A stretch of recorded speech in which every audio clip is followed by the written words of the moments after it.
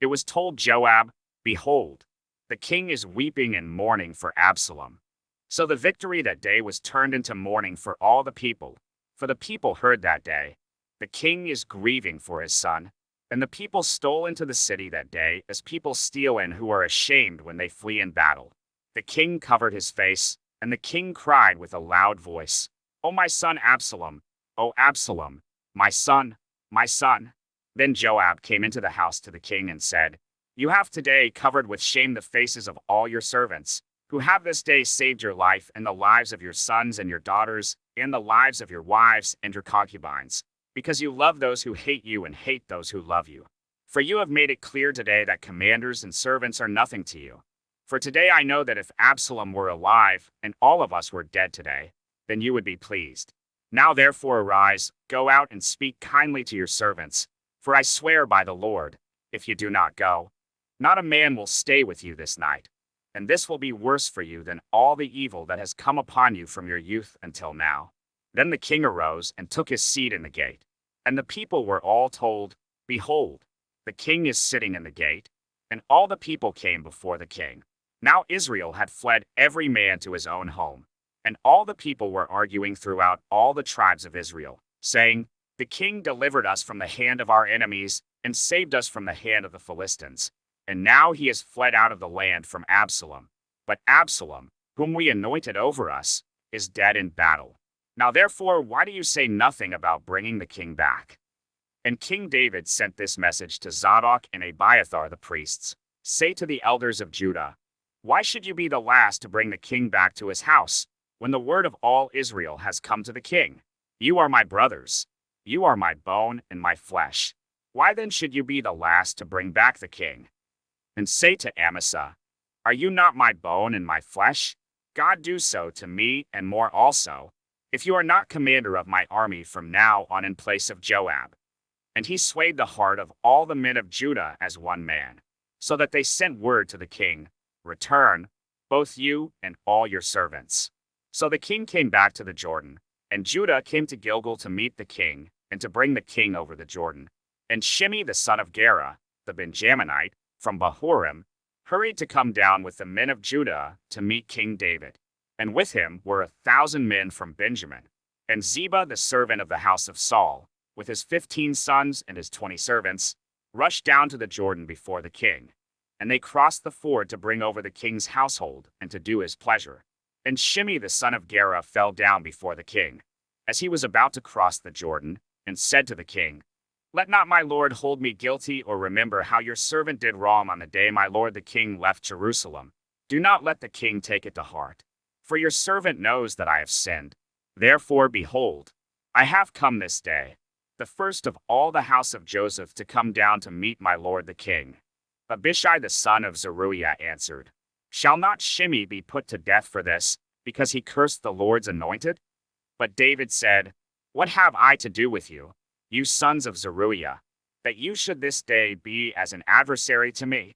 Shall anyone be put to death in Israel this day? For do I not know that I am this day king over Israel?" And the king said to Shimei, "You shall not die." And the king gave him his oath. And Mephibosheth the son of Saul came down to meet the king. He had neither taken care of his feet, nor trimmed his beard, nor washed his clothes, from the day the king departed until the day he came back in safety. And when he came to Jerusalem to meet the king said to him, "Why did you not go with me, Mephibosheth?"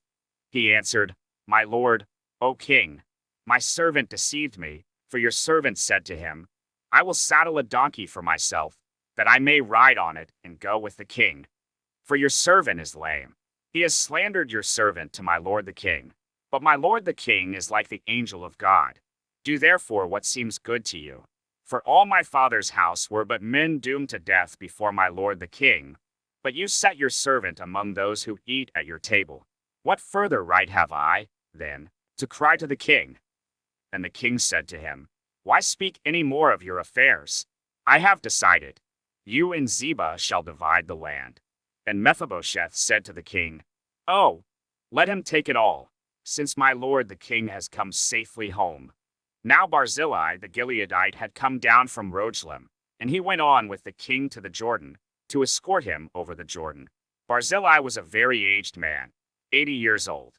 He had provided the king with food while he stayed at Mahanaim, for he was a very wealthy man.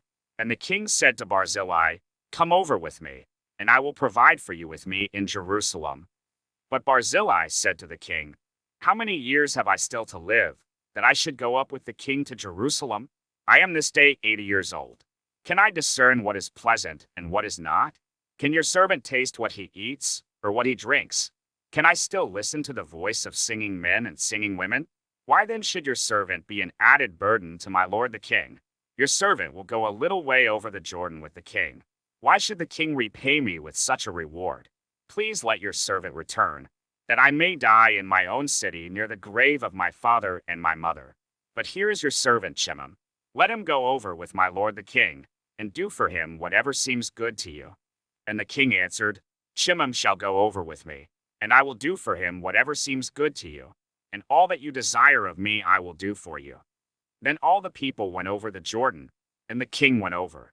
And the king kissed Barzillai and blessed him, and he returned to his own home. The king went on to Gilgal, and Shimon went on with him. All the people of Judah, and also half the people of Israel, brought the king on his way. Then all the men of Israel came to the king and said to the king, "Why have our brothers the men of Judah stolen you away, and brought the king and his household over the Jordan, and all David's men with him?" All the men of Judah answered the men of Israel, "Because the king is our close relative. Why then are you angry over this matter? Have we eaten at all at the king's expense? Or has he given us any gift?" And the men of Israel answered the men of Judah, "We have 10 shares in the king, and in David also we have more than you. Why then did you despise us? Were we not the first to speak of bringing back our king?" But the words of the men of Judah were fiercer than the words of the men of Israel.